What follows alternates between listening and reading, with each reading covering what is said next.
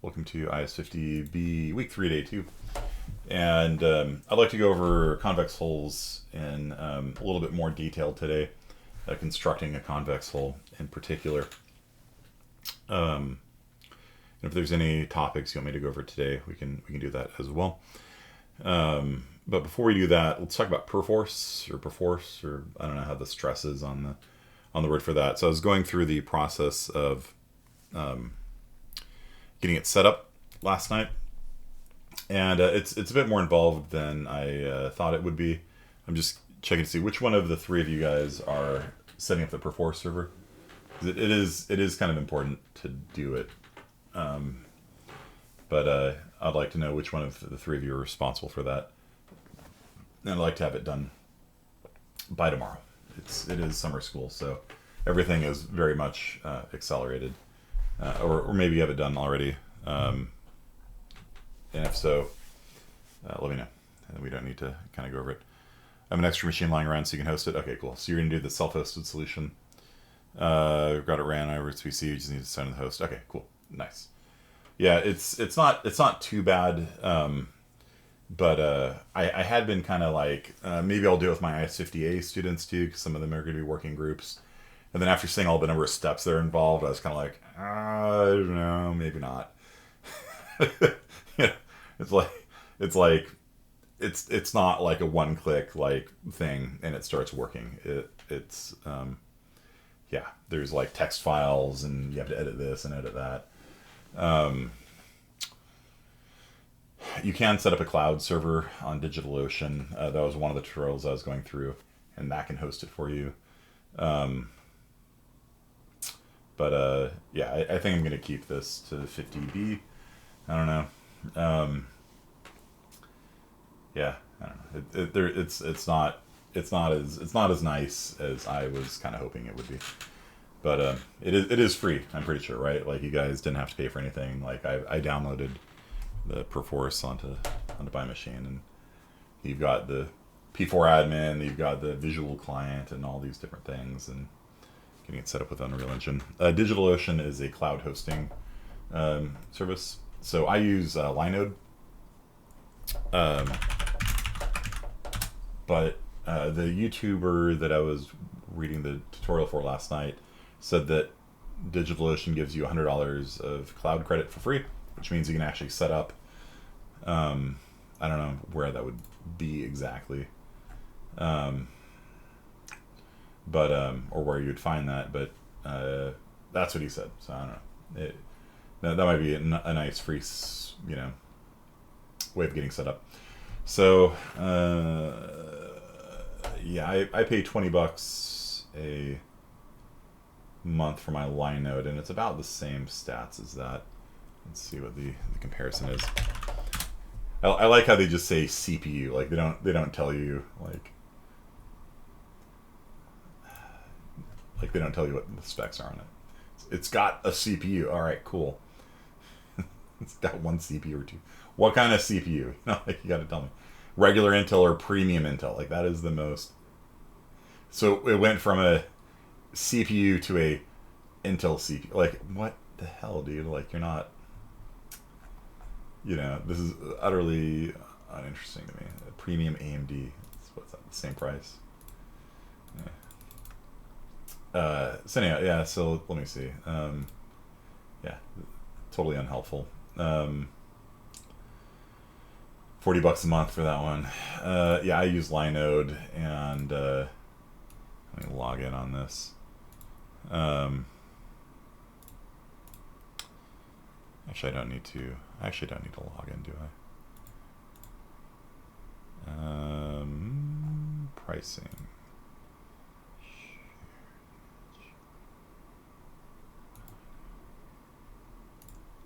Let's see here. View pricing. Okay.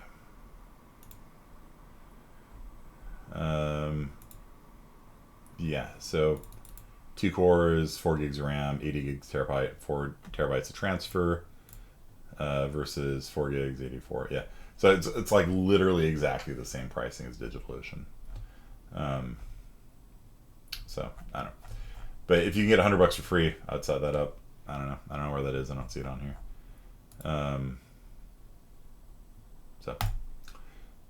yeah, Linode though is quite nice, and I've been using it for years. I used to run my own Linux box, and I found that I was spending more money, kind of like keeping it upgraded. And, you know, you'd spend $100 on a new Mobo and a couple $100 on a new CPU, and then you're hosting it out of your house. And so when people are using your Linux box, it's slowing your internet down at your house, and that's not really cool.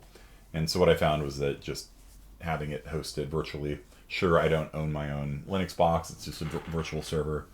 But that's some pretty good network speed there. 40 gigabits a second, 4 gigabits a second. Yeah, it's pretty good. It's way better than my house, you know, for $20 a month. Yeah, $240 a year. Yeah, it's worth it. So if you guys want to get into that, that's probably a nice skill to have just in general if you guys are going to be tech people. The cloud is the thing, you know, I hear. So if you want to get experience doing a cloud hosted solution, you know, that might be a way. You know, if you've got your own machine, just do that. It's fine too. Okay, so Bazikian, I'll let you pick. Which one of these things do you want to learn about? We got I am going to cover this today, but what one of these topics would you like for me to talk about? In addition to that, you're cutting off. Okay, then I guess we'll just do Convex holes then. All right, so I got, in the previous class, for some reason my Wacom drivers got uninstalled, so it was acting really weirdly. Now, look, oh, it switches automatically. How nice. Okay, so, and I can go to the edge of the tablet, and it doesn't stop working 2/3 of the way across. How nice. Okay, so let's say we've got a set of points like this, and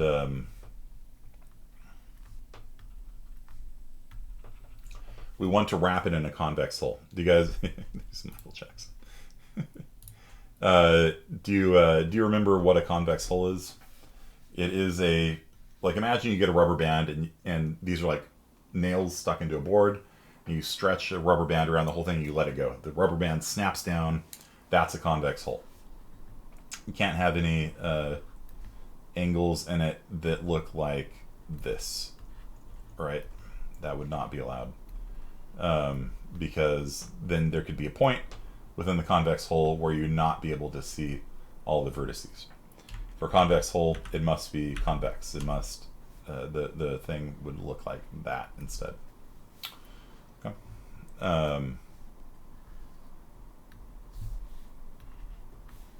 So how do you go about constructing this in code? And that also would not be allowed. That's an acute angle or an obtuse angle, depending on which way you're looking at it. So that would be the output. And for convex hole, of course, all the points need to be arranged in a clockwise fashion or counterclockwise. Just pick one and stick with it. Oh, it supports pressure now too. Yeah, look at that. That's good. Yeah, I don't know how the drivers got uninstalled, but it did. Okay. So, get the points that are the greatest distance. Don't know if stable connection will be few of this. Okay.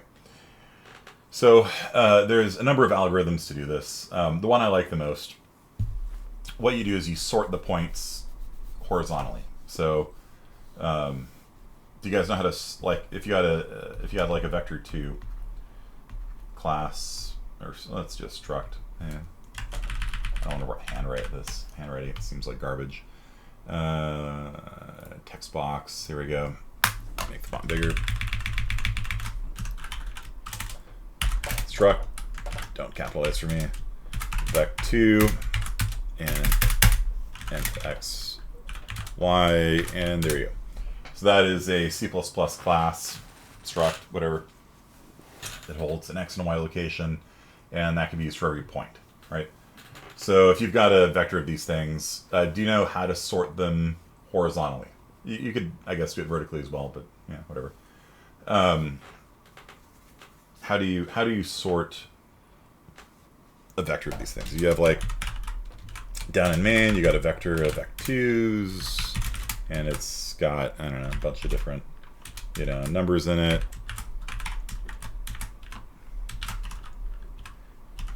How do you sort these guys? How do you sort them horizontally? Remember how? Sort by x if horizontal, sure. How do you do that? What's the magic? How do you sort it horizontally? Sort back dot begin, back dot end. X. Yeah, unfortunately, that does not work. That might work in languages like, I don't know, Python or something like that. I don't know. Least to greatest x. Yeah, but okay. So an operator overload is one way of doing it. If you always want your vector2s to be sorted horizontally, you could put inside of here bool operator less than taking in another const vec2 by reference. Yeah, we could do it that way. But I don't think that actually belongs in the base class. And the reason why I don't think it belongs is because a vector2 is just a generic class, right? Like it just holds 2 points. And if you have it always sort horizontally, then it's like you're like, all right, my class can only work with convex holes or other algorithms that sort horizontally. What if there was another set of algorithms where I needed to sort some other way, like distance from the origin or something like that, right? So it's going to tie the usage of a class to the class itself, which philosophically not a huge fan of. Another way you can do it is by passing in a function name, and if that function name does the comparison, that's one way of doing it. But like we talked about in week 1, there's these things called lambdas, and one of the reasons why I like teaching IS50B and encourage my computer science people to take it is because you get to learn more computer science. So the syntax for a lambda is that. So it's open close square bracket, open close parentheses, open close curly braces. So the square brackets does lambda capture. We don't need to do any lambda capture. It allows you to capture variables from the enclosing scope. We don't need any of that. What we do need is a const vec2 by reference called left-hand side, a const vec2 by reference called right-hand side, and then we're simply going to do the comparison by x, right? So we're going to say return true if LHS.x is less than RHS.x. Okay. And I don't even need to run this because I am so good at computer science, I know it'll work right the first time. If we were to run this and print it, actually we'd get the exact same vector because it's sorted by x already. Let's make this 13. There we go. So then it would print out 5.2 followed by 10.10 followed by 13.1. Sorted by x. So that's step 1 for a convex hole. You sort the whole thing by its x coordinate, sort it horizontally. Then you start with the smallest point, this point here. Okay. And what you do is you walk one vec2 to the right, 1 point to the right, and you're going to actually do this twice. The first time you're going to construct the upper half of the hole, and the second time you're going to construct the lower half of the hole. And so all the points this way are going to be going to the right, and when you construct the lower half, they're all going to be going to the left. So you're actually going to kind of divide this thing into like this part up here, and then this, you're going to do it twice, essentially. Okay. So let me erase the answer and show you how we would actually do it. So this whole thing is sorted horizontally. Eliminate some of the things that are kind of close to each other, so it's kind of obvious where they're sorted. Okay, so what you do is you start by connecting it up like that, because you don't know where the other points are. Maybe they're all down here, who knows. right? And so you add this guy, cool. And then you add the next guy. And then you check to see if your hole is convex or not. Is this a convex hole? This is the upper half, remember? The upper half has to curve like this only. You can't have any parts that go like that. You can't have any things that curve that way. They can only curve this way. Okay? They can only make right-hand turns. You can't make a left-hand turn. That's one way of thinking about it. So, how do we do that? What tool do you guys know in the world of linear algebra, game development, whatever, that determines if something is to the right of something or to the left of something?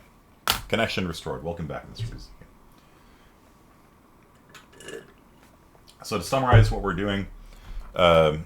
Bezikian, is we're adding 1 point at a time, and we're checking to see if it's a right-hand turn or a left-hand turn. Okay. And so what tool do we have to see if this vector here is to the left of this vector here? What linear algebra technique do we have? Dot product. Dot product tells you if the two things are going the same way. But it actually, this is 0 and that's 0. Left and right are actually symmetrical with dot product. So dot product does not actually help you with this. Cross product, very good. So you cross product the two vectors.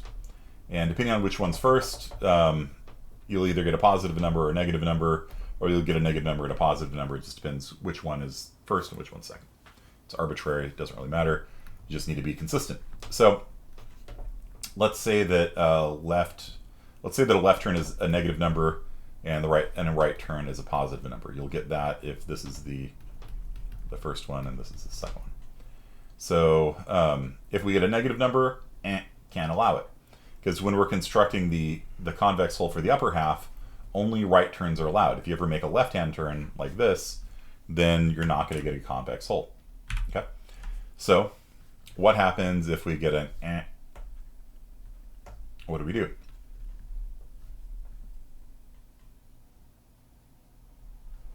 We know this isn't allowed. What do we do?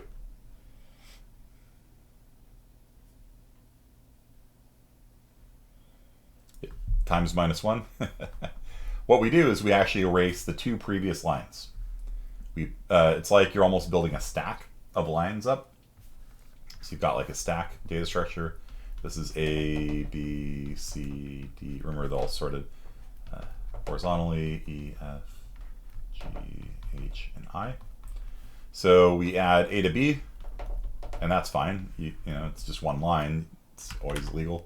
And then when we add B to C, what we do is we take a dot product. We go backwards and cross product them. We're like, oh, that's invalid. And then what we do is we pop these two things off and we put that on. Ta-da, that's it. Okay. So this is now a legal convex hole as far as we know. Now we do the next one. So we push CD onto the stack and we check, is this legal? What do you guys think? Is this a legal turn that we made here? Nope. So we pop off AC and CD. These get popped off, and AD gets pushed onto the stack. See that? Now we push DE. Is this legal? Distance education and anno domine? I don't know. Is this legal? Is this a valid convex hole? At least so far, so good. What do you guys think?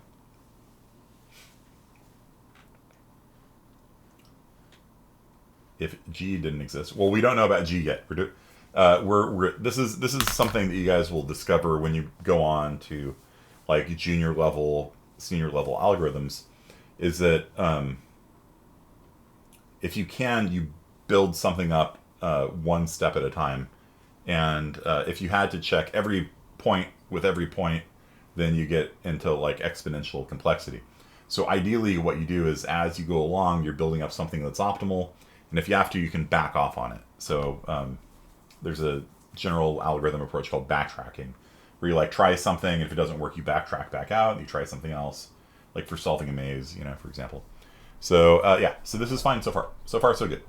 And so we are now going to push EG onto the stack. Oh, sorry, EF onto the stack here. Didn't see F down there. Is this legal? So far, so good? Yeah. And in fact, if F was the last point, we'd be done. And we've now completed the upper half of the convex hull. However, it is not the end. So we've got AD, DE, and EF on the stack. Okay. Now we're going to push the next one, F to G. Okay. Is this legal? Nope. Illegal. Wait, that's illegal. So we pop off E to F, F to G, and we replace it with E to G. But wait, we have to check again. Every time you pop 2 and put 1 back on, E to F, F to G, you then have to check again to see if it's a legal move. Is this legal? No. So you have to do it again. And you might think this is going to be like a really expensive algorithm. But here's the thing. Each node can only be popped off once, right? And so the worst case scenario, one of your nodes along the way is going to pop everything off. And then, so it's not like you have to check, you know, everything every time, right? Once you get an illegal move, then possibly pop everything off. And so it's not an n-squared algorithm. It's actually an order n. Yeah, I think. So this gets popped off. EG gets popped off. DE gets popped off. We've now got DG. Actually, the sorting is just n log n, right? So this whole algorithm is actually order n log n. So you sort it, and then you do what's called gift wrapping on the top and gift wrapping on the bottom. So DG is on top here. This looks legal to me. Okay, sure. I'll go with it. It's almost collinear, which can cause problems, by the way, when you're doing convex hulls. If you get rounding errors sometimes, and sometimes it's illegal and sometimes it's legal. Some algorithms will break, you know, like, you know, floating point things are annoying. But the good news is this actually works pretty well, because let's say you do get a rounding error and you do just replace it like that. You still have a convex hull, you know, or something very close to it, you know, close enough within the bounds of error. Okay, so now we're going to add G to H, G to H. Legal or illegal? DFS, BFS? Nope, you just go left to right. So you just go like this. You sort it, and then you just go left to right, and you add them, and then you check to see if it is a legal or illegal convex hull. Yep, so this one's legal, so G to H goes onto the stack. And these are just vec2s, or actually they're a pair of vec2s. So starting point, ending point. Okay, and then what about GHI? Is that legal or not? Illegal? Okay, so this one will pop off. And we put G to I on here. And we're at the end. I is the last node. So what we do is we just output the stack, right? And so the upper convex hull, if we're doing a clockwise thing here, it's A to D, D to G, G to I. There you go. So that's the upper half of it. And then you do the same thing on the lower half. And so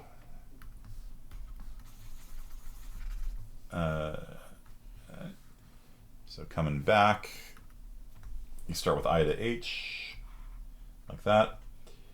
H to G, that's legal, right? But then you get G to F. Make a left-hand turn, not allowed.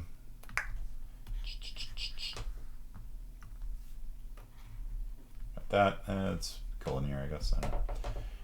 F to E, that's allowed. E to D, that's allowed. It's a bit of a left turn. So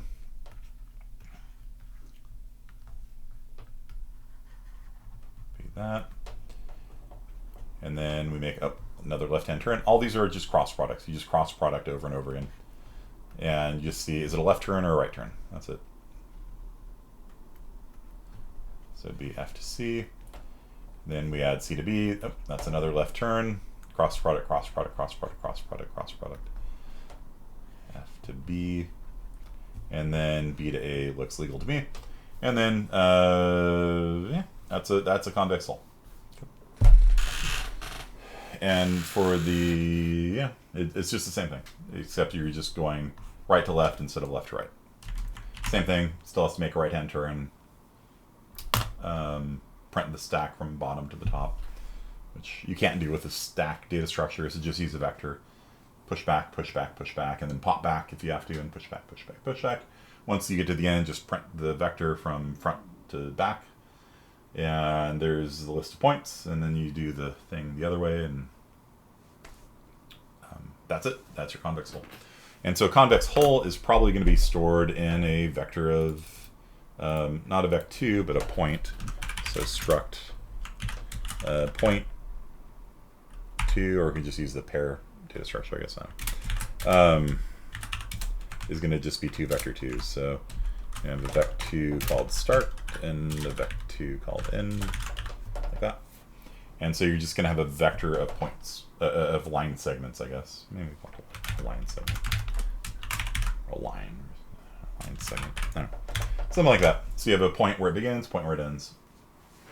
Another way you can store it is as a starting point and a slope and a distance. Yeah. You can do it either way.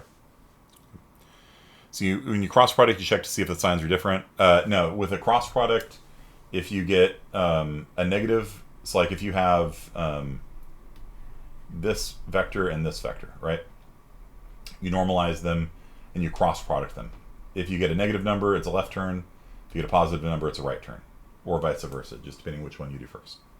And so if it's a negative, illegal, you pop the 2 off, push this on. Okay.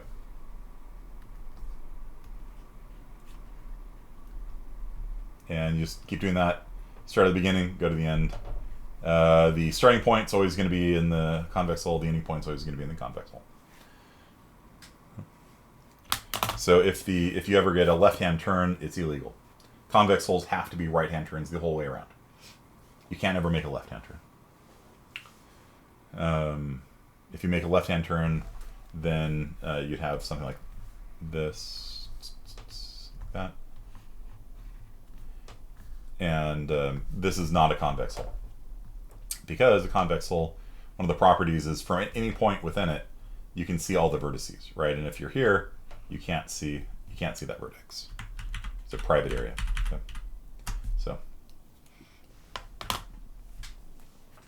So that's the algorithm. So you need a stack, or vector is kind of a stack, right? Make a stack of line segments.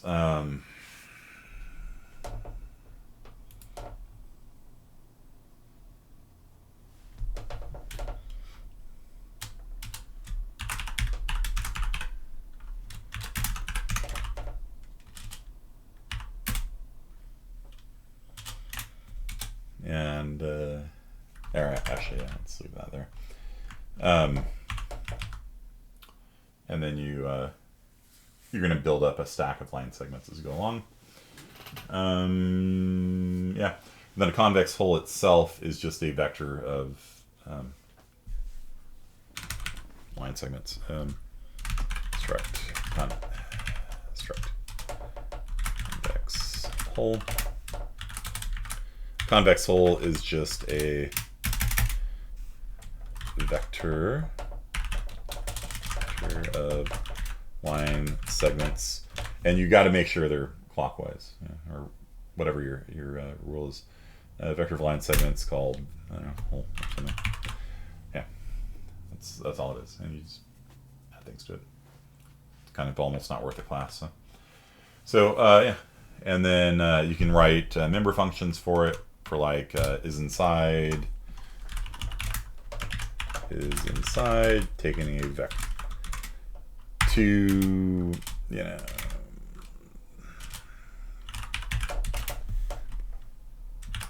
and then this function can tell you if a point is inside of the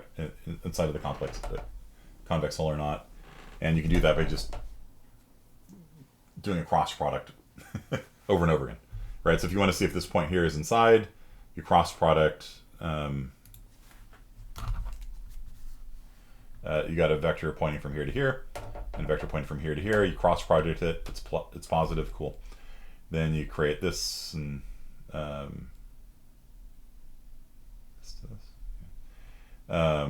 yeah, you just see if it's to the right, see if it's to the right, see if it's to the right, see if it's to the right, see if it's to the right, see if it's to the right. If it's to the right of all the line segments, then it is inside of the convex hull. Easy. Okay. Yeah. And then line rasterization is kind of an interesting problem. So last time you did edge detection and line rasterization by doing a difference in the fields, but it's actually an interesting question for like, how do you do it if you just have a line segment? Like, if you have a line segment and I make a void draw function on it, how do you draw a line? How do you rasterize a line? With the triangles, is actually pretty easy. You just go over every point and see if that point's inside of the triangle. And if it's inside of the triangle, then congratulations, it's in the triangle. How do you do that for a line? Is Lambda used heavily in your code? Convex hull? Convex hull? This? So the name of this thing is a convex hull, and these things are used extensively in video games and graphics and computational geometry and things like that. And a lot of algorithms just accept a convex hull as a parameter and then do something. And there is that algorithm, the theorem that I told you, that if you have a non-convex hull, you can split it into convex hulls. And there's algorithms to do that as well. So it doesn't actually matter what you're given. You split them into convex hulls, then you pass them to the algorithms that take convex hulls. I was having trouble to make up the name. Now that you have it written, yeah, that's convex hull. Yeah. My Discord is frozen for at least 2 minutes. Wow. Okay. Is Lambda used heavily in your code? In situations like this, yeah. I've noticed that a lot of modern C++ programmers use them more than I do. There seems to be this sort of need to not pollute the global namespace, and it actually doesn't bother me. Like if I'm ever gonna do the same Lambda twice, I'm probably gonna make a function for it. Maybe, depends. Like they're just so worried about making a function because you have to come up with a name for it. Coming up with a name for something is the hardest thing in computer science, right? So here you don't have to come up with a name. So that's why I think people like lambdas. But if I was going to have, I don't know, like a function that would cross product 2 line segments or something, I would make a function for it rather than use a lambda, you know. And anything that needs to be called more than once in different places should be a function. And if you're worried about polluting the global namespace, you can make a namespace. Do you guys know about namespaces? Like if you're making your own library or something, you'd be like, oh, like namespace Kearney rocks or something, you know. And then you just wrap the whole thing, all of your library code, you wrap it in a namespace declaration like that, and then rather than it being a vector2, it would be called a Kearney rocks : vector2. Okay. And that what that allows you to do is that allows you to use some other person's library that has a vector2 in it, because that's a pretty common name, right? Or point, you know, or you know, like how many different people do you think of making a point class, you know? And that's one of the reasons why I always capitalize my classes, and my variables are lowercase. That way you don't ever have a conflict between a class name and a variable name. All my homies use namespace standard. Yeah, that's controversial.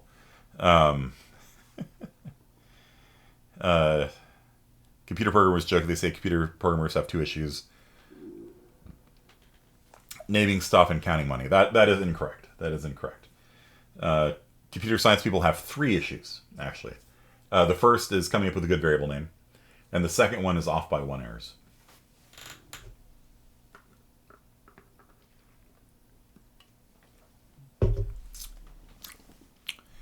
Can you show Lambda using square bracket 2? Oh, for like Lambda capture? Sure. So let's say that I had a variable out here called,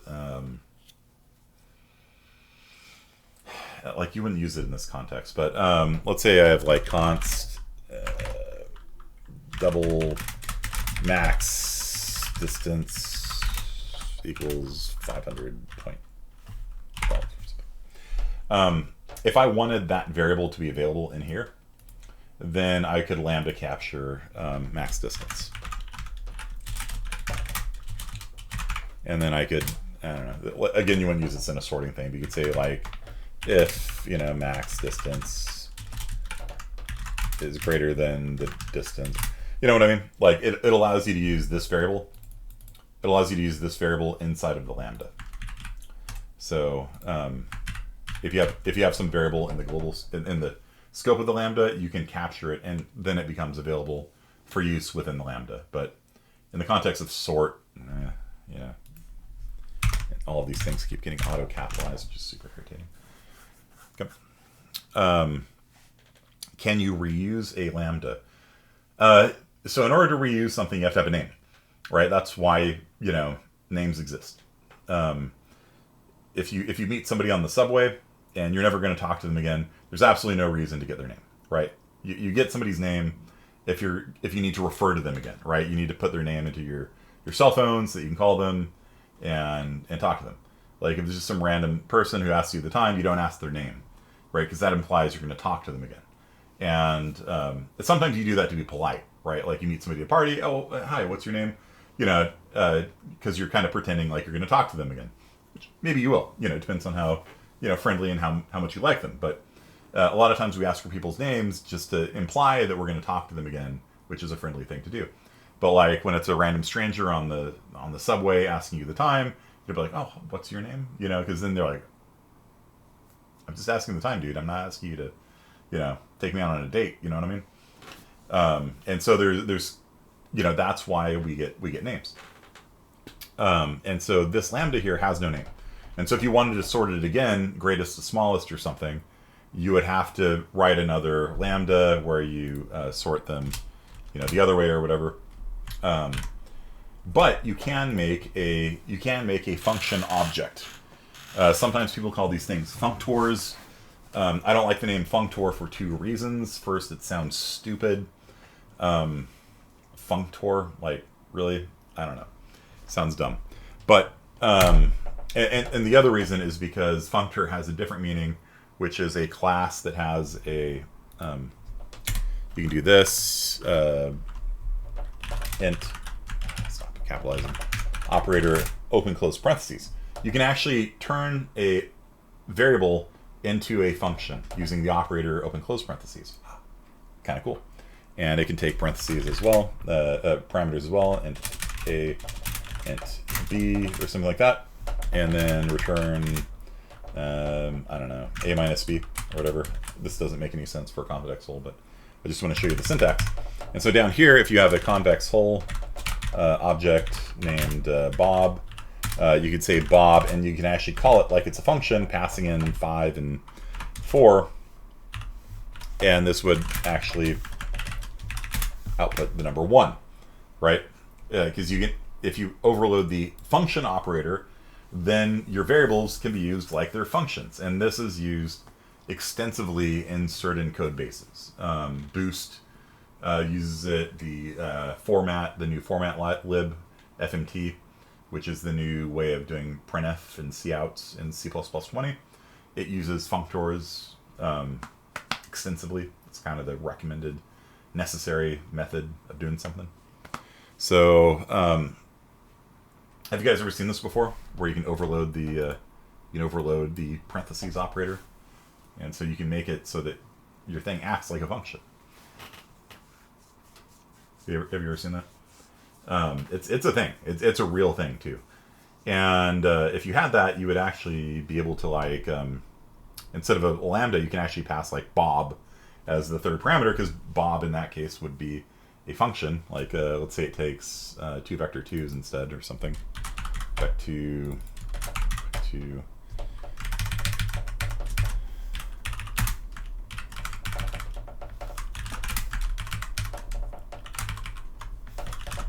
This shouldn't be on a convex hull, but whatever.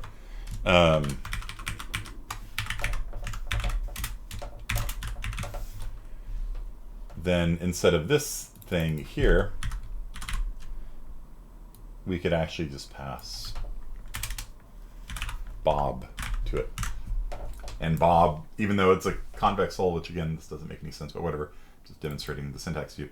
Even though Bob is a convex hull, you could pass it to the sort function because it's a function that takes 2, vec2s, and it returns bool. And so, yeah, this is another name for a functor, or another meaning of functor. Since in the namespace, do you have to have Kearney rocks? Yes, thank you very much. So this would be a Kearney rocks : convex hull. Yes, thank you very much. And do I need that elsewhere? No, I think we're good. Okay, does that make sense to you guys?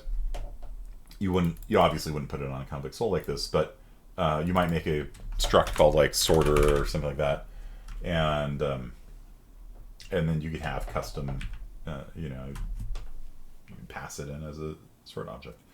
And this is very, very commonly used in some code bases. Some people find it very confusing and they don't use it at all. So it really depends on which group you're talking to. The Boost people like it a lot, like I said, and the FMT library uses it a lot as well. I feel pressure to sharpen up my C++. It's pretty cool. Yeah, C++ is a gargantuan language. I teach you guys the parts that I use, and I teach you guys the parts you need in order to actually get work done. But when you get down to it, there's a lot of alternatives for doing the same thing. And there's simply no reason wasting time in CSI 41 teaching 5 different ways of doing the same thing, right? Because what I care about is you being able to do the thing, not have encyclopedic knowledge of the language, because the standard is 1,800 pages or something like ungodly like that. Like, what's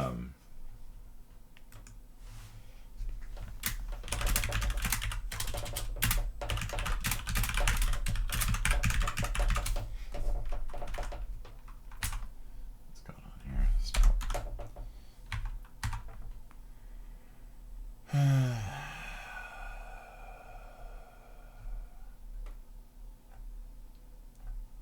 It's the standard is just stupidly long. Nobody knows it all. Not even Bjarne Streetstrip, I don't think. Yeah. So my recommendation is, like, if you ever see something new like that, like, dig into it. Like, all right, why are you doing that? What does that do, and why? Okay, so what I was going to say is you can also give a name to a lambda, which seems counterintuitive, but it's nice because check it out. I can say auto, uncapitalize, auto, I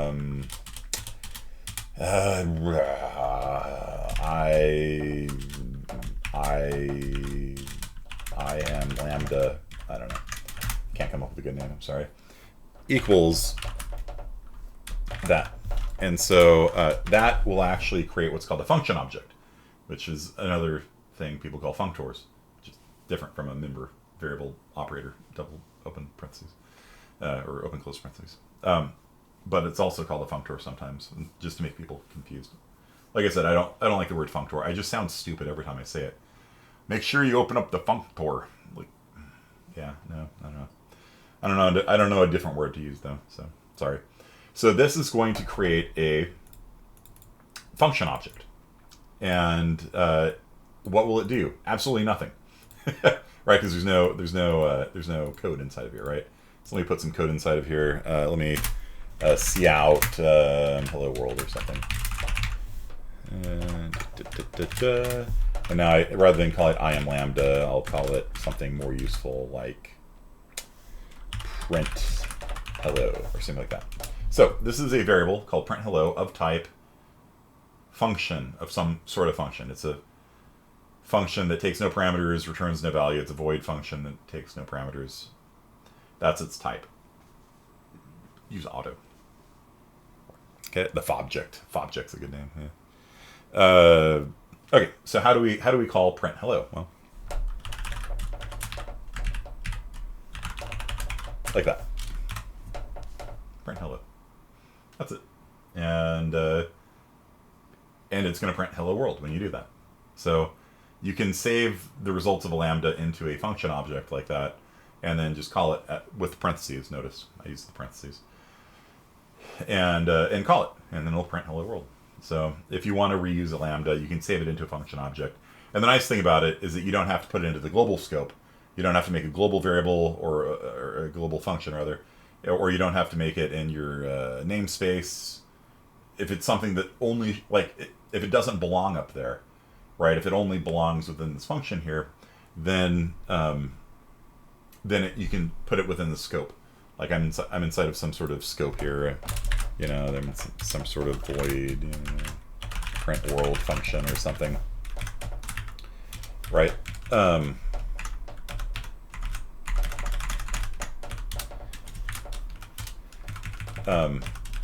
I don't need to make a variable up here called, you know, print hello, because if it doesn't need to be called by any other function, then I'm just kind of wasting, you know, names in the namespace.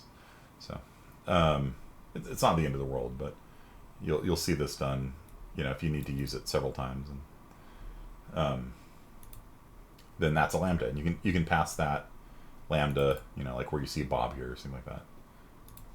Let's pass it in. So pass in print. This won't compile, but you could do this, right? Print hello, and it won't compile because the sort function expects 2 vector 2s that returns a boolean, and print hello takes no parameters, it returns nothing. But that's kind of the idea. Like, it's a function object, and you can pass it to other things that take functions. So yeah, this is all moderate advanced C++ stuff. It's a thing. It's a thing. And yeah, you can also do these things with callbacks. So you register a function with a callback, then when they click, it calls print hello or whatever. Any questions about this? I think we're about done for the day.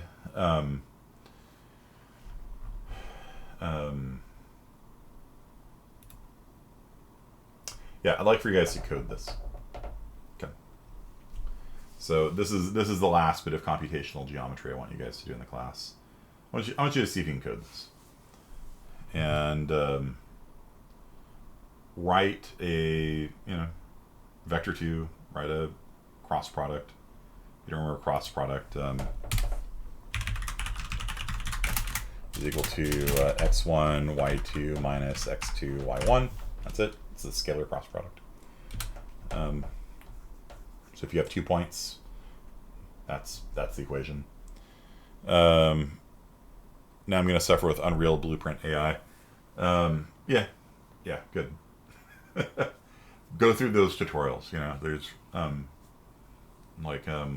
learn about the blackboard and the perception system and things like that. But I'll give you guys 2 days to do this. It's not that bad. You just constantly are doing dot products. Sort. That's how you sort. Sort left to right, and then just keep adding things. And if you ever make a left-hand turn, reject, pop, and push the result back on, and then check again. You can't just do it once, because you might, like we saw over here, you still have to check to see if you made a left-hand turn with a new line. And so you have to just keep doing that until it's all right-hand turns. And, yeah. Yeah, so it's similar to the stack assignment that I sometimes give in CSci 41, where you push things onto the stack and pop 2 and push 1. Things like that. So you just go left to right, and then you go right to left, and then you're just going to print the whole at the end. So I need to go pick up my daughter now. But that's about it. So you just print out A to D, D to G, G to I to H, something like that. and you can build a little graphical user interface. Oh, the line rasterization thing. Oh, shoot. We can talk about that tomorrow. We'll talk about, remind me, line rasterization. Talk about that tomorrow, how to draw a line. Because it can be kind of tricky, actually. If you have a starting point and ending point, how do you draw all the points along the way nicely? So, moving to San Diego on Friday. Cool. Can you send us a link to the OneNote? Yes, it's on the chat channel. If you scroll up a little bit right before we start talking today, I posted the OneNote, and that should take you to the entire OneNote that I have for the college. So make sure you click on the IS50B Summer 2021 one, and it's got a single page that I just keep scrolling down on. Yeah. Don't do that.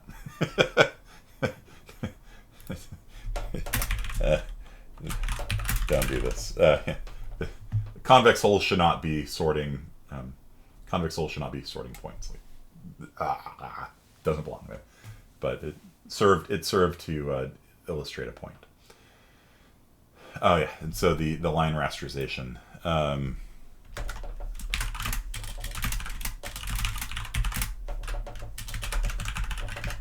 Or rasterization means you're spitting out all the pixels. So if you have a point here and a point here, how do you spit out all the pixels along the way and color them?